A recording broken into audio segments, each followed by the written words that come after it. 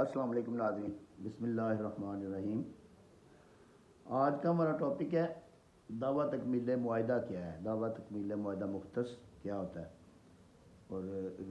کس طریقے سے دائر کیا جاتا ہے اور کب دائر کیا جاتا ہے۔ دعویٰ تکمیل معاہدہ مختص، جیسا کہ وہ نام سے ظاہر ہے کہ یہ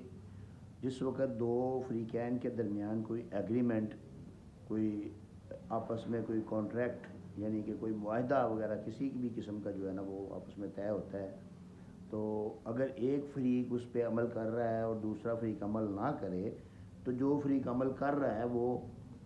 سول کورٹ میں جا کے دعویٰ دائر کر سکتا ہے کہ دوسرا فریق اپنے حصے کا کام جو ہے نا وہ نہیں کر رہا، لہذا اس کو کروایا جائے، یا پھر جو ہے نا وہ کورٹ اس کی جگہ پہ خود اس کے حصے کا کام جو ہے نا وہ سارا انجام دے۔ یہ ضروری نہیں ہے کہ یہ صرف پراپرٹی کے بارے میں ہو، یہ کسی بھی کوئی بھی کانٹریکٹ، کوئی بھی ایگریمنٹ، کوئی دو پارٹیز کے درمیان اگر ہوا ہے کوئی کانٹریکٹ تو اس میں جو ہے نا یہ دعویٰ دائر کیا جا سکتا ہے۔ اب اس میں جو کانٹریکٹ ہے وہ کیا چیز ہے؟ کانٹریکٹ یہ ہے کہ جب دو پارٹیاں آپس میں کوئی چیز ڈیسائیڈ کرتی ہیں کہ یہ میں تمہیں دے رہا ہوں اور یہ میں تم سے لوں گا، یا یہ میں تمہیں دوں گا اور یہ میں تم سے لوں گا، کوئی ایگریمنٹ کوئی کسی چیز کا، مثال کے طور پہ ہم پراپرٹی کے بارے میں اگر دیکھیں تو جس وقت بیانہ کیا جاتا ہے تو اس وقت ہم بیانے کا اسٹامپ جو ہے نا وہ یہ کرتے ہیں کہ میں نے اتنے پیسے میں اس کے ساتھ سودا کیا ہے، یہ پراپرٹی ہے، یہ اس کی جو ہے نا حدود اربہ ہے، اس کا محل وقوع ہے، یہ اتنی پراپرٹی ہے، یہ اس کا رقبہ ہے، یہ اس کے نام ہے، اور یہ بھی وہاں پہ دیکھنا ہوتا ہے کہ یہ اس کے نام کس طریقے سے ہے، یہ رجسٹری کے تھرو مالک ہے یا کسی ڈیڈ کے تھرو مالک ہے، یا کوئی اس کے پاس صرف اسٹام ہی ہے یا کیا ہے، یا PT1 کے تھرو اس کے پاس بنا ہوا ہے یا کوئی ڈگری وغیرہ ہے اس کے پاس۔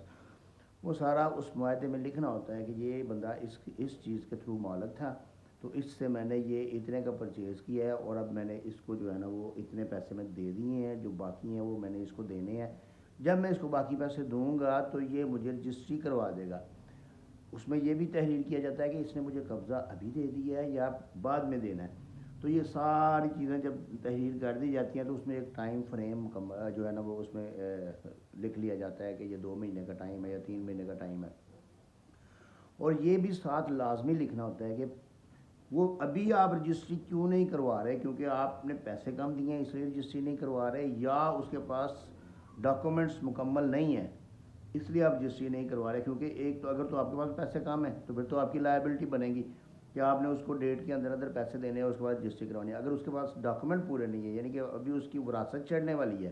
اس کے نام جگہ ہونے والی ہے، اس کے والد کے نام تھی، والد صاحب فوت ہو گئے، ابھی اس کی وراثت نہیں چڑھی، انتقال نہیں چڑھا، تو اس صورت میں جو ہے نا وہ آپ اس میں یہ لکھ سکتے ہیں معاہدے کے اندر کہ جب اس کے جو ہے نا یہ وراثت چڑھ جائے گی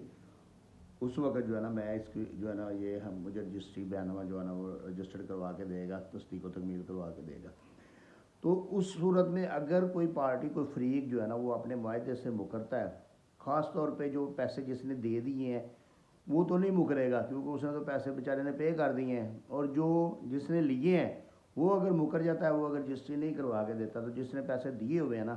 وہ اس کے خلاف دعویٰ تکمیل معاہدہ مختص جو ہے نا وہ دائر کر سکتا ہے۔ اب اس میں یہ ہے کہ دعویٰ تکمیل معاہدہ مختص دائر کرنے سے پہلے آپ نے اس کو ایک قانونی نوٹس جو ہے نا سرو کرنا ہے، ایک تو پہلے اس کی جو ڈیٹ مینشن کی ہوئی ہے اس کے بعد آپ نے دائر کرنا ہے، ڈیٹ گزرنے کے بعد پہلے آپ نے اس کو ایک لیگل نوٹس سرو کرنا ہے کہ میں تمہارے خلاف دعویٰ کروں گا کیونکہ تم مجھے رجسٹری نہیں کروا کے دے رہے، یا مجھے رجسٹری کروا کے دو 7 دن کے اندر اندر یا 14 دن کے اندر اندر، تو اگر تم نہیں کروا کے دیتے تو پھر میں جو ہے نا تمہارے خلاف دعویٰ کروں گا۔ وہ جو ہے نا وہ دعویٰ کرتا ہے، جب جو جس نے بیانہ دیا ہوا ہے وہ دعویٰ کرتا ہے، اس کے بعد کورٹ جو ہے نا وہ اس کو آرڈر کرتی ہے کہ جو باقی پیمنٹ تم نے اس کو دینی تھی نا وہ کورٹ میں جمع کرواؤ، کیونکہ پھر تمہاری بھی بونافائیڈی اس میں جو ہے نا ظاہر ہوگی کہ تم واقعی جو ہے نا رجسٹری کروانا چاہتے ہو۔ جب وہ رقم جو ہے نا کورٹ میں جمع کرواؤ، اس کے بعد وہ بندہ اگر آ جاتا ہے تو پھر تو یا تو کنٹیسٹ کرے گا یا پھر وہ دعویٰ لمبا چلے گا، یا پھر یہ ہے کہ اگر وہ نہیں آتا تو یک طرفہ ہو کہ وہ آپ کو جو ہے نا سلطانی بیانامہ آپ کے نام پہ وہ رجسٹرڈ ہو جائے گا، یا پھر یہ ہے کہ وہ بندہ خود ہی جو ہے نا وہ آگے کہے گا کہ دعویٰ واپس لے لو، میں تمہیں رجسٹری کروا دیتا ہوں، جب آپ کا سلوشن نکل آئے گا۔ تو مجھے پچھلے جو ہے نا 2-3 دن سے بڑے کوشچن آ رہے تھے کہ وہ ہم نے قرار نامہ کیا 3 سال 4 سال پرانا ہے تو وہ ابھی تک اس نے رجسٹری نہیں کروا کے دی، اب زمین کی قیمت بڑھ گئی ہے، وہ کہتا ہے کہ میں نہیں کروا کے دے سکتا۔ اس کے لیے یہ ہے کہ جس وقت آپ اقرار نامہ کرتے ہیں نا اس وقت ساری ڈیٹیلز اس میں لکھا کریں. 2 گواہ جو ہے نا وہ اپنے ڈالا کریں. جو پیسے دے رہا ہے بندہ اس کو چاہیے کہ وہ گواہ اپنے ڈالے, کیونکہ وہ بونافائیڈ پرچیزر بن رہا ہے نا. جو دے رہا ہے اس نے تو اس کا تو ختم ہو جانا ہے کام, اس نے تو اپنی جگہ دے دینی ہے, اس کے بعد اس کا کام ختم ہو جانا ہے. تو جو لے رہا ہے اس کو چاہیے کہ دونوں گواہ اپنے ڈالے اور پراپر ایک جگہ پہ بیٹھ کے ادھر پیمنٹ ہو, ادھر وہ اسٹامپ وغیرہ لکھا جائے, اور جو لکھنے والا ہے نا اسٹامپ اس کا نام اقرار نامے کے نیچے ضرور لکھوایا کریں, کیونکہ تکمیل معاہدہ میں سکرائب کی شہادت جو ہے نا وہ بہت ضروری ہوتی ہے. جو اقرار نامہ لکھنے والا بندہ ہے نا اس کی شہادت بہت ضروری ہوتی ہے, اس کی شہادت کے بغیر دعویٰ ڈگری نہیں ہوتا. یہ بے شمار اس کے کیس لاز ہیں سپریم کورٹ کے بھی اور ہائی کورٹس کے بھی, کہ اگر سکرائب موجود نہیں ہے, لکھنے والا موجود نہیں ہے, اس کی شہادت نہیں کروائے گی تو دعویٰ خارج ہو جاتا ہے. اس لیے سکرائب کا نام ضرور تحریر کروایا کریں, اس کی جو وثیقہ نویس ہے یا کوئی وکیل ہے اس کی نیچے اسٹیمپ لگوائیں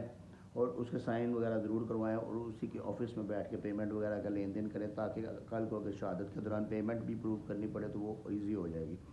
تو اس کے علاوہ یہ ہے کہ یہ اس کی لمیٹیشن جو ہے نا, یہ اگر آپ کی ڈیٹ گزرتی ہے, اس ڈیٹ گزرنے سے آپ نے لیگل نوٹس دے دیا ہے, اس کے بعد 3 سال کی لمیٹیشن ہے اس کی, یعنی کہ 3 سال تک آپ جو ہے نا دعویٰ تکمیل معاہدہ مختص کر سکتے ہیں.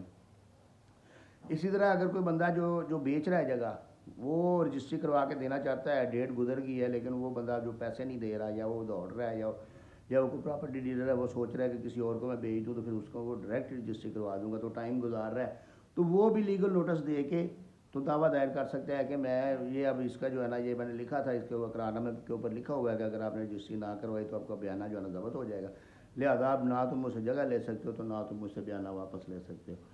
تو یہ تکمیل معاہدہ مختص جو ہے نا, یہ اس کی 3 سال کی لمیٹیشن ہوتی ہے, اور اس میں جو ہے نا کورٹ فیس باقاعدہ لگتی ہے, کیونکہ وہ اگر 2 لاکھ سے کم ہے تو پھر 7.5%, اور جو کیلکولیشن میں نے پہلے آپ کو بتائی ہوئی ہیں, اگر 2 لاکھ سے اوپر ہے تو پھر 15,000 روپے اس کی کورٹ فیس لازمی لگانی ہوتی ہے. اس کے علاوہ جس وقت یہ ڈگری ہوتا ہے اس کے بعد پھر کورٹ اس کو ایگزیکیوشن میں لے جاتی ہے, اس کی علیحدہ سے اجرا فائل نہیں کرنا پڑتا, یہ ڈائریکٹلی ایگزیکیوشن میں چلا جاتا ہے. اور اس میں پھر ایک اگر تو وہ بندہ تو بھاگ گیا, وہ تو رجسٹری نہیں کروا کے دے گا, پھر کورٹ جو ہے نا وہ اپنا کوئی اہلمت یا کوئی ریڈر وغیرہ جو ہے نا اس کو کمیشن مقرر کرتی ہے, اس کی فیس 25-30 ہزار جو ہے نا وہ علیحدہ سے ہوتی ہے, وہ جمع کروا کے پھر اس کے بعد جو ہے نا اس کی رجسٹری بیانامہ جو ہے نا سلطانی جو ہے نا وہ رجسٹرڈ کروایا جاتا ہے. تو یہ آج کا لیکچر تھا, آج کے لیے اتنا ہی کافی ہے. تکمیل معاہدہ مختص کی بابت آپ کو بتانا تھا, وہ آپ کو بتا دیا ہے. ویڈیو شیئر کر دیا کریں تاکہ, کیونکہ جتنے کویشچنز مجھے تکمیل معاہدہ کی بابت آئے ہیں, مجھے لگتا ہے کہ ان سب کو مجھے بار بار بتانے سے بہتر تھا کہ میں ایک ہی دفعہ جو ہے نا وہ ویڈیو میں سارا کچھ بتا دوں. تو اگر شیئر ہو جائے گی تو ان بھائیوں کو بھی سب کو پتہ چل جائے گا. اس کے ساتھ اجازت دیجیے, اللہ حافظ.